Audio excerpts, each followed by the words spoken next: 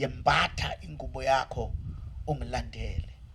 Waphuma wayilandela, wayengazi ukuthi kuyiqiniso okwenziwa ingelosi, kodwa wayethi ubona umbono. Sebedlulile kubalindi bokuqala nabesibili, bafika esangweni lensimbi eliya emzini. Laba vulekela ngokwalo, baphuma badlula isitaladi sabasinye.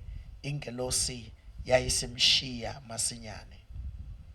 uPetro esesangolokile wathi, manje sengiyazi ngeqiniso ukuthi iNkosi ithumile ingelosi yayo yangikhulula esandleni sikaHerodi nakukho konke okubhekwe yisizwe sabaJuda. Kunamandla emthandazweni. Ngifisa kule mzuzwana embalwa sibheke lesihloko esithi kunamandla emthandazweni. La sifunda khona, sifunda incwadi yezenzo, yaziwa kakhulu, idume kakhulu ngokuthi izenzo zabapostoli. Kodwa abalifunda kahle iBhayibheli bayazi ukuthi izenzo zikaMoya oNgcwele, ngoba abapostoli noma bebengaba khona, kodwa kuba uMoya oNgcwele akehlanga. Babengaba khona abapostoli kodwa ungabibikho umsebenzi. Izenzo zikaMoya oNgcwele. Encwadini yezenzo kukhona izinto eziwu-4 ezibalulekile okufanele uzibambe, ezingamandla ezenzeka khona. Number 1, incwadi yezenzo uzobona ukuthi ibhalwa umbhalo yedwa kanye nencwadi yevangeli likaLuke. Incwadi yevangeli likaLuke uchapter number 1 ubufunda kuverse number 3, iBhayibheli lithi uthi uLuke, udokotela uLuke, uma esikhuluma uthi kube kuhle ngokwamukela ulwazi oluperfect ukuthi ngilidlulisele kuwe Theophilo. Uma uzofunda incwadi yezenzo isahluko 1 verse number 1 uthi njengoba ngangubhalele incwadi yokuqala Theophilo. Uyabona ukuthi incwadi yezenzo incwadi ebhalwe umuntu oyedwa nencwadi kaLuke. uLuke wayeyudokotela ngokweprofession, kwakuyindoda eyayizifundele. Uma uzostudisha kahle uzothola umlando ukuthi babe naye uTheophilo kwi-arena of education. Sangazathi uma ufunda history iyakutshela ukuthi ngokwama-findings abo kufike la khona bethi there is no God. After bedadisha iscience nazo zonke izinto bathi uNkulunkulu akekho. Kanti kuzothe sahamba uLuke ahlangane nenkosi yamakhosi, kuvuleka amehlo, ngoba lithi iBhayibheli ukuqala kokuhlakanipha ukubesaba uNkulunkulu. Ungenza wonke ama-findings without the knowledge of God, kodwa mhla uhlangana naye kuba khona izinto ezishintshayo, kushintshe ulwazi ebelikade luhleli at the back of your mind. Ngoba ukuhlangana naye kungenye izinto ezinkulu. Babusisekile abantu abahlangane naye besaphila kulomhlaba. So incwadi yezenzo inezinto eziwu-4, amandla awu-4 abhalwe kuyo. Isuka encwadini kaLuke chapter number 24 uma ufunda uverse number 49 lithi iBhayibheli, ningasuki eJerusalema nize nembathiswe amandla. So uma ekhuluma kanjalo idlula iye encwadini yezenzo uchapter number 1 uverse number 8. Ngesikhathi bekade bebuza uJesu siyofika nini isikhathi la kuyobuyiselwa khona umbuso kwaIsrael. Uthi uJesu akusikho kwenu ukwazi izikhathi nezinkathi. Uthi kodwa nizokwamukeliswa amandla umoya ingcwele esefikile phezukweni. Amandla oqala encwadini kaYezenzo, amandla kamoya oyingcwele. But khona amandla esibili, amandla esiwathola chapter number 3. Uma uzothola lapha lithi iBhayibheli kwathi emva kokuthi uJesu efile wavuka, wahlala nabo wabatshedlalana eJerusalema, lithi iBhayibheli kwehla amandla kamoya ingcwele phezu kwempilo yabo. Uchapter number 3 lithi iBhayibheli babeya nje emkhulekweni nge-hour lokuthandaza. Uma bemthandazweni nge-hour lokuthandaza, lithi iBhayibheli kwakukhona umuntu owayehleli laphana ngasemnyango omuhle owayengakwazi ukuhamba. Wafika uPetro benoJohane, bafike bathi sibheke. Uyabona uma usitadisha lelo gama lithi sibheke lisho ukuthi expect something that you have never got from anybody else.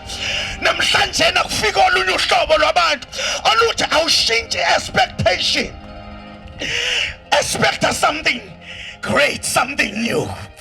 Lithi ke iBhayibheli bathi mabethi sibheke, wayesethu uPetro, igolide nesiliva anginalo, kodwa lokho enginakho ngikunika khona. Wayesethu egameni likaJesu waseNazaretha, sukuma uhambe. Amandla esibili encwadini yezenzo, amandla egama likaJesu. I feel like I can say, somebody can shout Jesus here. Ake simemeze kuduma indaba, abantu abahleli around bathi kwenzenja, ake nithi Jesus. Amandla esibili, amandla egama likaJesu. Kodwa uma uzofunda chapter number 6, lithi iBhayibheli izwi landa lanqoba, izwi landa ngamandla lanqoba. Amandla esibili esithathu esiwathola encwadini yezenzo, amandla ezwi. Amandla ezwi, chapter number 19 kuyo le ncwadi ikhuluma ngokuthi izwi lakhula landa ngamandla lanqoba. Enye izinto okufanele ibandla libuye kuzo namhlanje, libuye emandleni ezwi likaNkulunkulu, ngoba ibandla lilahlekisiwe, lagijinya ladayiselwa izinto eziphathekayo, sometimes lasuswa egameni likaJesu nasezwini nasemandleni kamoya ingcwele. Kodwa kulezi ikhathi zokugcina ke ngimemeza, kulesi ikhathi sokugcina ibandla alibuyele ezwini. Ake sibuye simezwini. Yonke into izwe lingayisupporti ayisuke phambi kwethu. Yonke into engasupportwa izwe ayiphuma endlini yakho. Ngiyakhuluma bazalwane, yonke into engasupportwa izwe ayiphume ebhizinisini lakho. Asibuye ezwini. Asibuye ezwini. Amandla esithathu, amandla ezwi. Kodwa namhlanje nasifunda kulamandla esi4, amandla omthandazo. Umthandazo usasebenza abantwana beNkosi. Ningacabanga kwagcina ngoShadrach, Meshach naAbednego usasebenza namhlanje. But iBhayibheli ke lasifunda khona lithi kwafika la khona inkosi uHerodi elula isandla kwabathile bebandla. Something that you need to understand. Uma uSathane eplena, akapleneli bonke umuntu ebandleni. Abanye ngabathumelela nje ngamadimoni akhe. Kodwa khona labo omngeza amadimoni okuza yena uqobo lwakhe. uSathane akapleneli wonke umuntu. Lithi iBhayibheli waplena uHerod, waplenela abathile bebandla. Lithi iBhayibheli wayesebulala uJames. Lithi iBhayibheli uJames umfowabo kaJohane. but kahle bazalwane lo James lo kwakuyilo bhuti wayelama uJesu ngokwasenyameni. Ngamanye amagama wayithi uSathane engazathi ngiphumelele ukubulala uJesu. Bengithi ngiphumelele ukubulala uJesu. Kanti angiphumelelanga. Sengizobulala lo. uJames ke bazalwane, he was not an apostle. Akakaze abe apostle uJames. uJames wayekade ewumzalwane okwathi ngesikhathi abafundi abapostoli bephuma beyotshala ibandla bashiya yena as a bishop in the church of Jerusalem. So that is where iqala khona lento kaBishop. All right. Nesakhona bazalwane. Iqala lapho. That is why umuntu eyibishop bombuza one question. Do you know about the apostolic succession? Uma ngayazi apostolic succession uvuka ibambe lo. All right. Can we go further, bazalwane? So now, James Law, why he got to say leader ebandleni kuye, because the bishop is an elected leader, is an administrational leader. It's a person ophethe onke amagugu ebandla. Kuziwa kuye mayizinto seyixakile. Lithi iBhayibheli wabulala yena. Noma sengisusa baba, senganele. It's okay. Lithi iBhayibheli wabulala uJames. Wathi mayimbulala uJames, wabona abafundi, wabona abaJuda bejabula. Lithi iBhayibheli wadlulela kuPetro. Kanti usedlulela kumuntu okhulekelwe. Usedlulela kumuntu okhulekelwe ukuthi noma engashayeka kodwa ukukholwa kwakhe. Oh, God is in this place. Wathi mayidlulela kuPetro ethi ubamba uPetro wakwazi ukumbamba, wakwazi ukumfaka ejele, wakwazi ukumbopha, wakwazi ukuthi aqime walala ebumnyameni. Kodwa lithi iBhayibheli ngosuku ayezomkhipha ngalo uHerod ambulale, kwafika ingelosi qala kunoHerod. uHerodi ake ngimemezele ukuthi phezu kwempilo yakho bazofika uHerodi, kodwa bazofika late ngoba ingelosi izofika qala. Oh yes, God is always punctual kwabathandazayo. Lithi iBhayibheli ezobulawa kwafika ingelosi yenkosi yafika phakathi kobusuku. Ake silandele lezi zinto bazalwane, because iBhayibheli lithi ifika nje ingelosi ayifiki ngomthandazo kaPetro, kodwa ifika ngomthandazo owenziwa uJesu nomthandazo owenziwe ibandla. Engazathi khona abantu abangakafuni ukungilandela kahle. Umthandazo kaJesu uhlangene nomthandazo webandla, ubuyisa umuntu oselunguze egodini kahle. Abuye ungawubukeli phansi umthandazo othandazwa uJesu. Ungawubukeli phansi umthandazo othandazwa yilabo abazalwane, labo gogo ukuthi siyoshumayela bebeguqe phansi bethandaza bethi hamba naye Nkosi. Labo sisi abakhala inyembezi ephempelini every day, uthi mawushumayela ucabanga ukuthi izambulo zakho, kanti khona abantu abafihliweyo abathandazela wena. Ungababukeli phansi abantu abathandazayo. Lithi iBhayibheli ibandla lamthandazela, uma lithandaza lalazi ukuthi isinqumo siyaphuthuma, kodwa bona abathandazanga ngokuphuthuma, bathandaza nesineke. Ngoba ukuphuthuma kwe-attack kaSathane angakwenzi nawe uphuthume emthandazweni. Oh, glory to Jesus.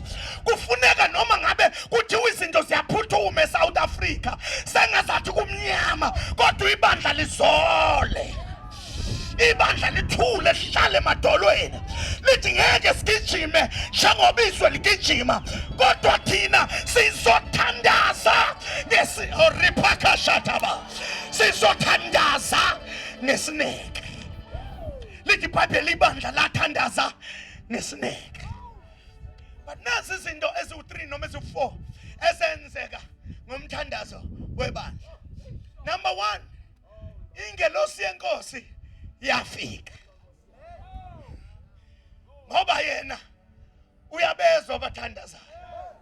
Niyabakhumbula abaka-Israyeli wathi uma esekufika wathi ngizwile ngibonile nehlile. Ngizwile ukukhala kwabo ngibonile ukucindezeleka kwabo. Ngenze njani? It's like ngesikhathi ibandla lithandaza lalivula izindlebe zikaNkulunkulu zithi zwana, lifula amehlo kaNkulunkulu lithi bheka, lilungiselela inyawo zikaNkulunkulu ukuthi hayi nje ukuthi bona, hayi nje ukuthi uzwe kodwa yehla. Umthandazo webandla wehlisa ingelosi yenkosi. Yabonakala isifikile. Number 2, into esibili enziwa umthandazo webandla. Lithi iBhayibheli yafika etilongweni kwakhanya. In other words, bese kumnyama kuphela ithemba ukuthi ayisekho into yokwenzeka. Kodwa ingelosi mayifika into yokuqala ayimsusanga amaketanga kwakhanya ukuthi hayi ayihambi confusion, akuhambi uxakeka ngoba njengoba sengikhona anything is possible. But number 3, into eyenzeka yafika yamthinta, just the touch. Lithi iBhayibheli yathi mayimthinta yathi vuka. Lithi iBhayibheli wathi mayivuka nje awa maketa.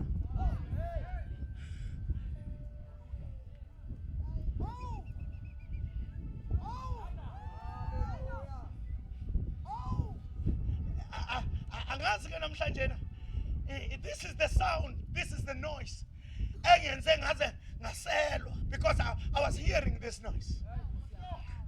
I hear the chains falling. Ngizomaketa ngewa. Anginandaba ukuthi waboshwa nini. Anginandaba ukuthi umndeni wakho waboshwa nini. Anginandaba ukuthi ibandla okhonza kulo laboshwa nini. Kodwa ngizwa maketa. Ewa. Ngoba inkosi ikhona kule ndawo. Awutshela osethuzana inkosi ikhona kule ndawo.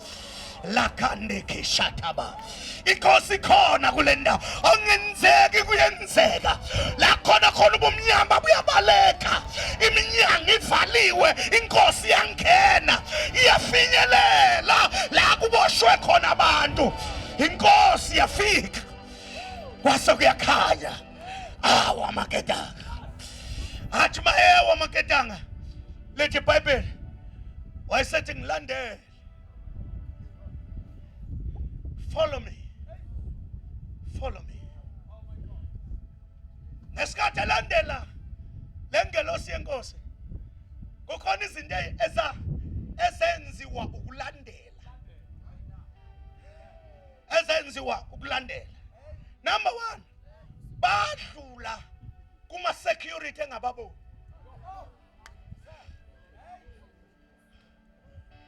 Izwe ngathi ivesi lika John Cena.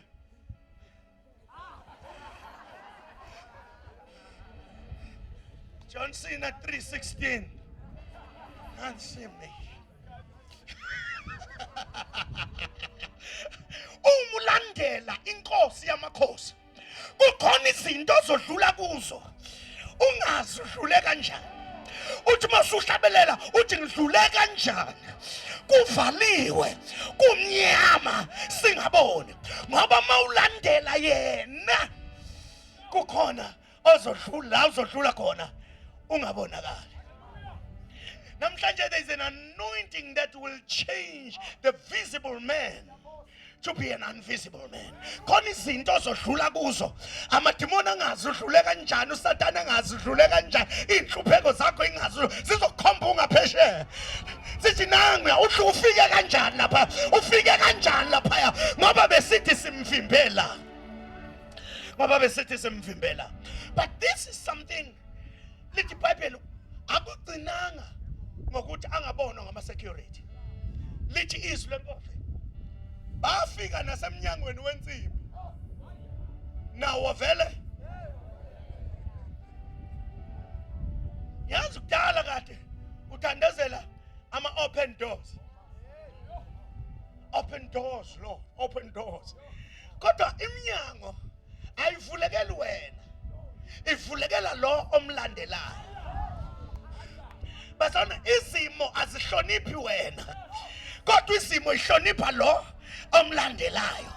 Amaketanga awaweli wena, ayesembophile insuku ezimbalwa, kodwa awa ukuze kufike yena. Kukhona izinto ezenzeka uma kufika yena. The last and not the least, the Bible, he led him back to Stalati Soto. I said he saw the Stalati. You can make it on your own on other streets. Bekwanele ukudlulisa kulesi street. Kodwa manje kuleze ilandelayo usiyozidlulela wena. Angazi ukuthi angibuyele kulento le yokholwa. Ngoba uyabona mawusamlandela ukholwa uye. Kodwa uma esekudedela uhambe wedwa ukholwa ubukhona bakhe ungasamboni. Ukholwa izwi lakhe ungasamboni. Yini ukholwa? Ayikho enye indawo ekwazi ukuchaza ukholwa njengencwadi yamaHebheru isahluko 11 verse number 1. Ukholwa ukuqiniseka ngezinto ezithenjwayo, kuyiqiniso ngezinto ezingabonwayo. Ukholwa kukhona inhlobo zokukholwa eziwu3 noma eziwu4. Can I close now? Number one, iBhayibheli lithi uJesu wathi kubafundi asiwele siye ngaphesheya. Asiwele siye ngaphesheya. Into okufanele bayenze ukukholwa izwi lakhe. Ngoba yena uthe let us cross over. He never said let us cross under. Amanye amagama umethi let us cross over engakaze amfaka under. So fanele wazi ukuthi I'm crossing over. Noma ngavuka siphi isitolo. Kodwa I'm crossing. Yabona kanisho ke lento. Anisho lento. Uyabona mayithe siya ngaphesheya. Akashongo sizocwila before sivuke ngaphesheya. No, uthe siya. Uyabona in English let us cross over. Hey, angakathi ningamusho lo over because uyabona lento leyo ukholwa kwesinye isikhathi idinga uphukuphukwana nje. Uyisho ubone ukuthi hey lezimo ziyangicwilisa lezi. Kodwa ukhuluma elinye izwi uthi I'm crossing over. Umama ingane ifile kodwa umuso wathi konke kulungile because this woman is crossing. Baba fanele bakholwe izwi lika Jesu ukuthi we are crossing over. But iBhayibheli lithi ke kuthe uma sebephakathi olwandle bangamvumela uJesu ahlale esteringini. Yase inkinga ke leyo ukuthi ungamvumeli akuhole at the beginning of your journey. Kwahlala bona nge-experience yabo. But hayi ke experience yethu. Yabona ke mawuke walida uJesu. He has got a tendency yokubuyela ngemuva abese yalala. Hayi ke ishwa lishwabene ukulalelwa uJesu emkhunjini wakho. Kuyishwa ukuba noJesu olele. Yabona kungcono ungabi naye kunokuthi abe khona emkhunjini wakho kodwa lale ekhona. Lithi iBhayibheli amanzi awushaya umkhumbaza angena ngaphakathi. But there is something bafundisi bami babudini, there is something that is so powerful. Lithi iBhayibheli then the storm rose. Alisho it came. Let the storm rose. In other words, ngesikhathi ethi asiye ngaphesheya uJesu esengaphambili sasikhona kodwa sithulile. Savuka ukuze uJesu alale ngoba akwazi ukulala uJesu nestorm. Makulala uJesu kuvuka istorm. Ubonke ubheke ivunguvungu eyikwakho ukuthi asivuswa yini ukuthi uJesu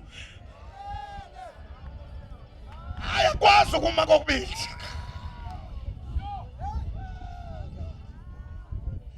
Salinda sathi singambona uJesu elala sona senze njani? Savuka. Base bebona istorm sesivukile bavusa uJesu. Wathi mayivuka wathi kululwandle thula uthi because umevuka yena khona ufanele kulala. Akwazi ukuvuka kokubili. But uma uJesu meqeda ukusikhuza istorm usho lamazwi uthi where is your faith? Uthi bengithi ngiyacinga ukukholwa kwenu angikutholi. The first level of faith is a no faith. Ukholwa okungekho. But uma ezokuzokhulunwa nezindaba uthi uma ninokukholwa okuncinyane ongange hlamvu yesinaphi niyothi kule ndaba. Ngoba uma ufuna ukususa indaba awudingi ukukholwa okukhulu. Udinga nje ukukholwa okuncane. Inhlamvu yesinaphi ke isihlahla esikhulu leso. Kodwa inhlamvu yakhona ngeke uyibona microscopical. Kusho ukuthi noma bengakubona abantu ukukholwa kwakho kodwa lokho kukholwa kwakho okuncane ongabonakali ungakhuluma nentaba yakho. Suke ungazukhulekele ukukholwa okukhulu. Number 2 ukukholwa kwesibili ilento okuthiwa little faith. Little faith. But bese kuba khona ukukholwa number 3 okuthiwa ukukholwa okukhulu. Wakhuluma nonkosikazi waseKhanani ongakholwa nokukholwa, ongayazi insindiso, ongalazi iThora nani. Nisekhona bazalwane. Wakhuluma nonkosikazi waseKhanani wathi ingane yami iyafa idimoni. Lithi iBhayibheli wathi uJesu wayithulela nje uJesu. Kuyenzeka uJesu ukhulume naye akathi ukuthula. Hayi ngikhuluma nabantu ukuthi mabethi nje uJesu agcume. Yazi mina emthandazweni yami eminingi engiyenzile. Eminingi impendulo eziningi isilence.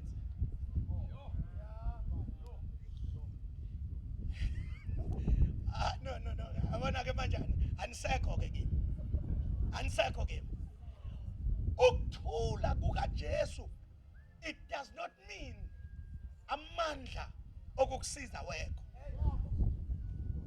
In fact, the silence of Jesus is too loud.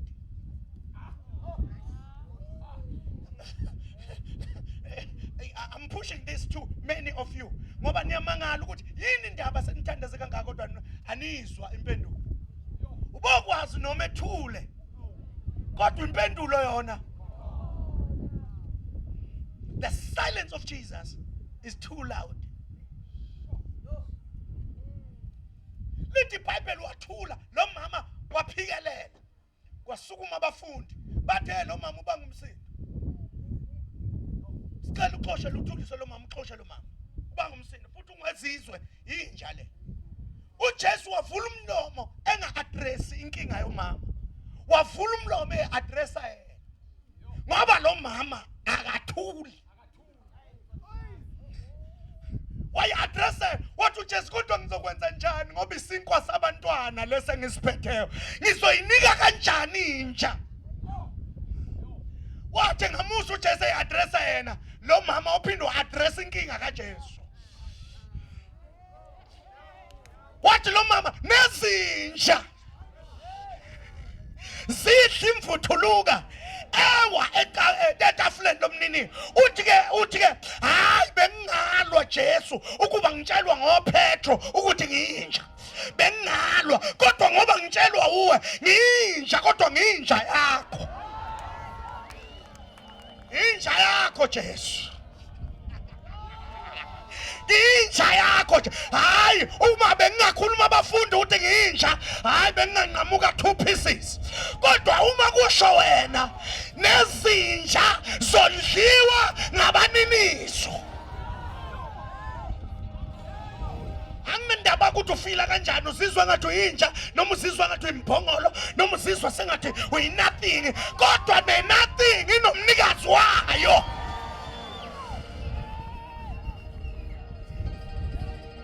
Jesu said, oh mama, angase ngikubona ukukholwa kungaka. What a great faith. It's a no faith, it's a little faith, and it's a big faith.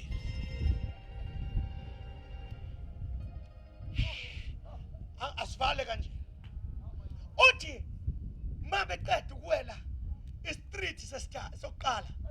Uthi ke mase kufanele usebenzise okwakho ukholwa. Ukuwela i-street sesibili nesesithathu nesesine ngoba ngikhona kodwa ubungangiboni. In fact unamandla kakhulu mawungamboni.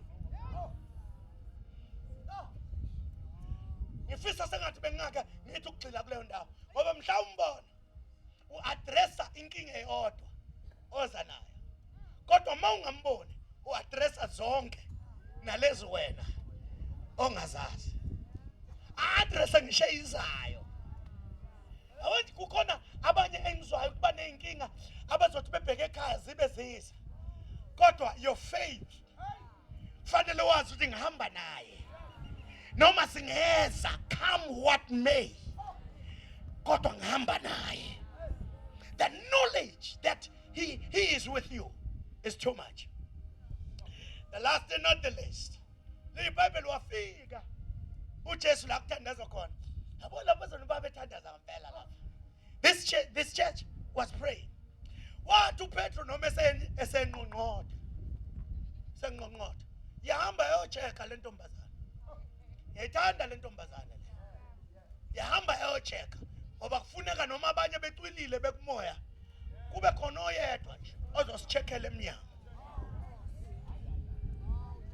Inkinga ikuthi sicwila sonke noma impendulo isifikile asiyiboni. Kodwa ngiyayithanda le ntombazana. Kwathi bethandaza becwilile baze bayithuka. Intombazane yathi mayimbone aba excited ukuthi nansi impendulo eminyango thina sathandaza. Yahamba yotshela abapostoli. Yathi bapostoli usefikile uPetro, wasukuma umpostoli omkhulu. Wathi esuka la musukubheda. Shut up, sethandaza uPetro. Hayi nangu uPetro semnyango. Hey, shut up wena. Sethandaza ubani? Ha, nangu uPetro semnyango. With all due respect, siyathandaza la. Sithandaza uPetro. Yathi intombazana, oh, grace be to you. Nangu emnyango. Yathi intombazana, hayibo. uPetro nangu usefikile. Usephakathi kwethu. Asekho isidingo sokucela manje. Sekuyisikhathi sokubonga. Because uPetro is no longer in jail. uPetro is not going to die. uPetro is alive and kicking. uPetro sekhona phakathi kwethu. Ihansa isikhona. iBhayibheli lithi lo mpostoli wasehambe yocheka. Wambona ngempela uPetro. Wabuya uzotshela uPetro usekhona. Saqhubeka sathi rakakaka rapoko rikapa repeke. What? Hey, shut up.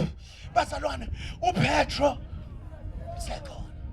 Because there is power in prayer. There is power in prayer. Ezekiel inkosi wakwatshelwa ukuthi signing will ngoba awusezuphila isikhathi eside wajikela odongeni wathi kodwa Nkosi akukho inokuhle engake ngakwenzela khona. Lithi iBhayibheli wabuya umprofeti wathi hayi kulungileke ngenxa ukuthi usho njalo 15 years more. There is power in prayer. Kunamandla emthandazweni. Hayi kodwa nikhona bazalwane. Kunamandla emthandazweni. Kukhona omunye umama engize ngithi mina wayithandaza kodwa engazi ukuthi uyathandaza. Elithi iBhayibheli wayenesifo somopho for 12 years. Lithi iBhayibheli kuthe ukuba ezwe ngoJesu wayeseqala ekhuluma kuye. Wathi uma ngike ngathinta nje umphetho wengubo yakhe ngiyosinda. Lithi iBhayibheli wafika isimo sakhe sasingamvumeli. Ngokwesimo ayekuso umuntu ayithintana naye wayengcola.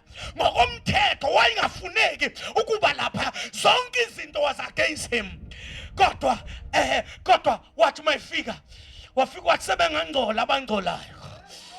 Kodwa ababazi ubuhlungu engobuzwayo mina.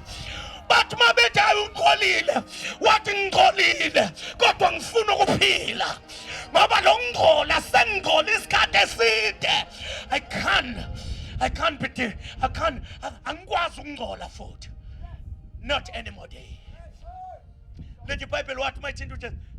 One thing bazalwane, lithi iBhayibheli uJesu wezwa amandla ephuma. Lo mama wezwa umthombo wegazi. Same time, there is power in prayer. One of the things ofanele ibandla libuyele kuzo izinto umthandazo. Njengoba sila entabeni sizo kickstart impilo yakho yomthandazo.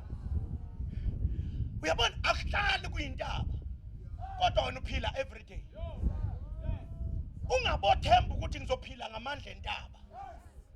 Intaba izokutshela ukuthi how to pray. Bese uyaqhubeka nempilo yomthandazo from here. South Africa is so in danger. But ibandla malike lasukuma lathandaza. Umalike lasukuma lathandaza. All these things ezenzekayo ngiyazi ukuthi amabandla ngamabandla anama decrees nalokuza nezinto zawo abayishoyo. Kodwa into wrong yohlala wrong. Noma ingaphasiswa umthetho wase South Africa. Umthetho wase South Africa awunawo amandla mawubhekene nomthandazo. Ake ngisho bazalwane because you know when God has made you a voice in the generation, because mawumfundisi you are a voice. You are a voice. Mayikwenze waba voice. Akunendaba ukuthi bathi yini umthetho uthini constitution ithini. Akurong kurong. Mhlambe ngeke sisazisho ngamagama izinto ngoba vele sizoboshwa. Mhlambe ngeke sayimemeza ngamagama. Kodwa masiphakamisa uJesu kuzosho umthetho wase South Africa. In other words, mabe ngaphakamisa i-constitution against God. Akekho umuntu okwamelana noNkulunkulu kwasinda yena. Let me say this ngoba mhlambe uNkulunkulu ungenze ngathi kuba you know ngelinye ilanga ngiseva kwi-Bishop's College in the world. I stand for South Africa. I stand for Africa. Now, sikhuluma lapha all these bishops sihlele in the States and New York. Sikhuluma ngazo zonke izinto. Then kukhona ihambeli ze-UN. Zizositshela ukuthi kufanele sishintshe phi ukuze sikhulumeni ngoba lokho esisakhuluma kumanje kuphambene nama constitutions omhlaba. Now, eqeda ukukhuluma, I like one of the bishops who stood. Wathi ngicela ningibophe khona manje. Kungcono ningithulise ngokungivalele ejele. Ngoba ngeke ngithuke. I will never be quiet. Wasukuma omunye wabuza ukuthi iSouth Africa yikho yini eAfrica. Athi mina ise-Africa, angithi ngimele Africa. Athi ise-Africa. Wathi yini pho? iAfrica yonke imelene nezinto uNkulunkulu angazifuni. Kodwa iSouth Africa ihamba phambili even ngisho kunathi. Eyintweni ezimelene noNkulunkulu. Ake ngivusa amehlo ebandla. Lento eyenziwa la akusiyona into yokudlala.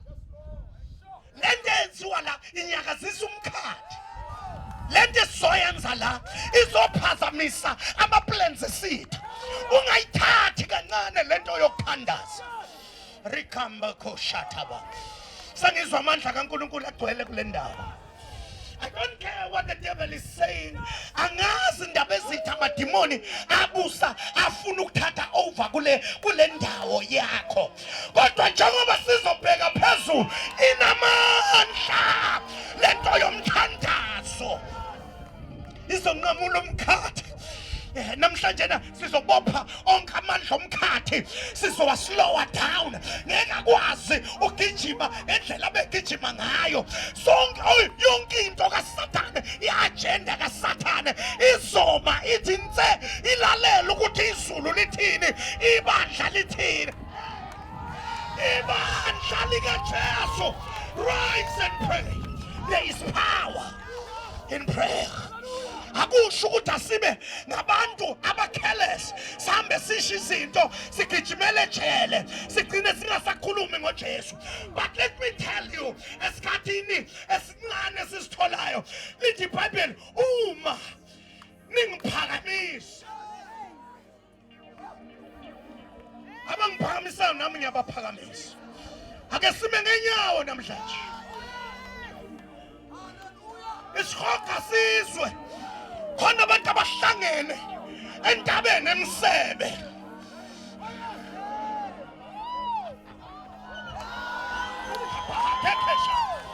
Khona abantu abahlangene.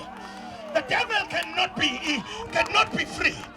Angeke iplan kaSathane ibe free. Sikhona sikholwa uJesu okhuluma izinto zenzeke, ohamba phezu kwamanzi, owenza izinto engenziwa ngabantu.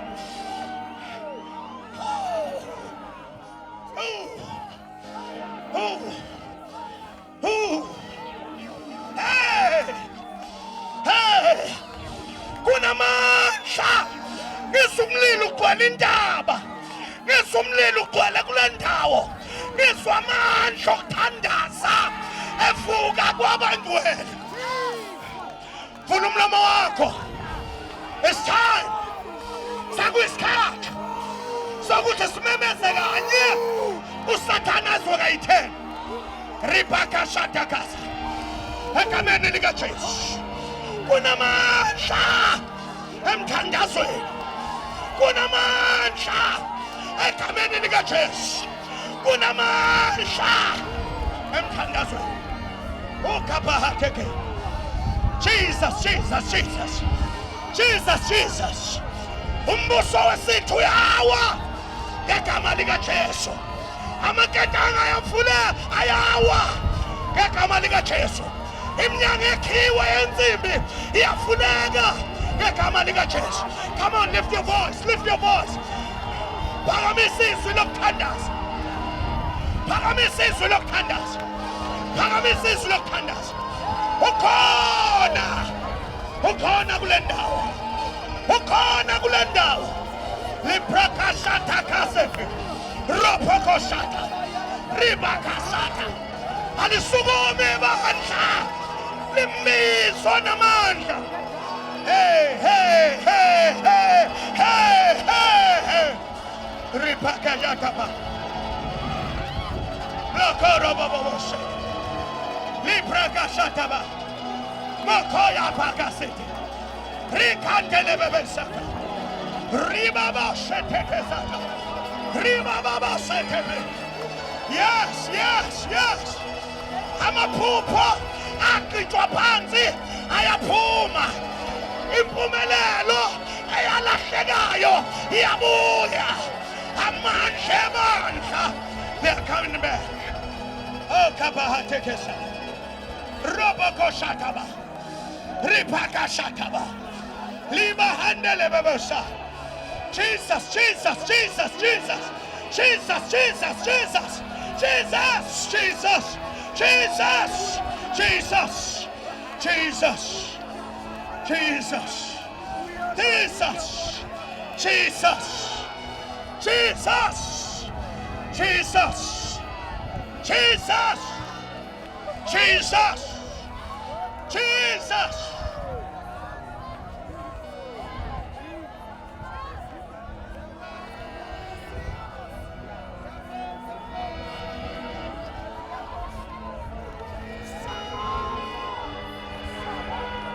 Kukhona ukunqoba.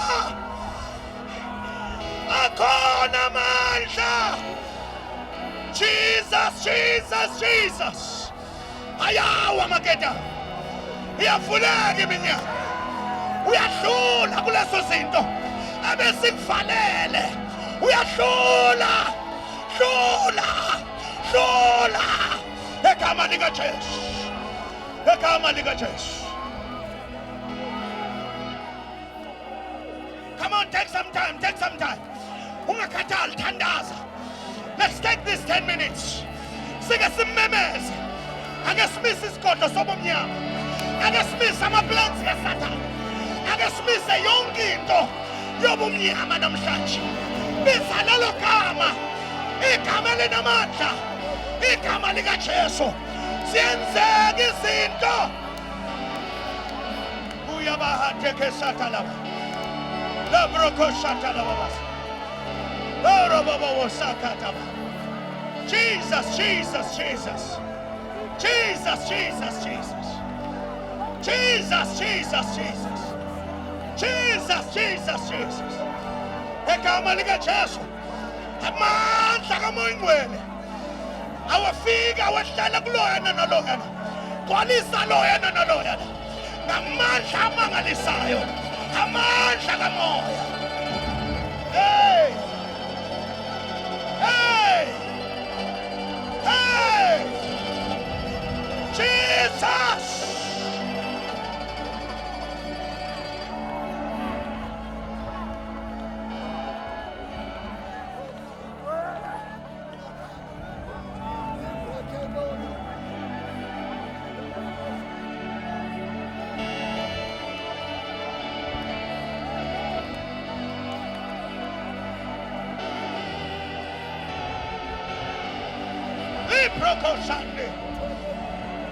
Jesus! Akapahateke Satana. Jesus! Siyanqoba umengakithi. Washo uPaul wathi umengakithi. Ubani omelana nathi na? Hey abahateke Satana. Okoroboboshana. Libra Kashata. Come on, open your voice, open your voice. Pray, pray, pray, pray.